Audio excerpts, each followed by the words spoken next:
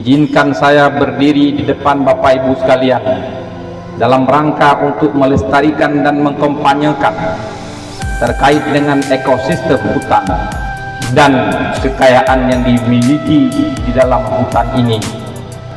Saya khusus menjadwalkan hadir hari ini di Hutan Bunin karena ini aset yang kita miliki, panorama yang begitu indah, kandungan alamnya yang sangat luar biasa.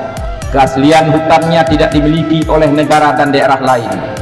Untuk kita mengkampanyekan kepada dunia luar bahwa di Bunin ada surga tersembunyi yang belum disentuh sama sekali.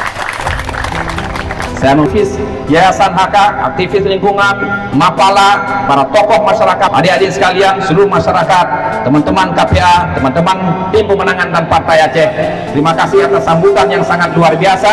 Salam tahniah dari saya atas nama pemerintah Kabupaten Aceh Timur. Akhirnya dengan mengucapkan Bismillahirrahmanirrahim, Festival Bunin tahun 2025 dengan resmi saya nyatakan dibuka.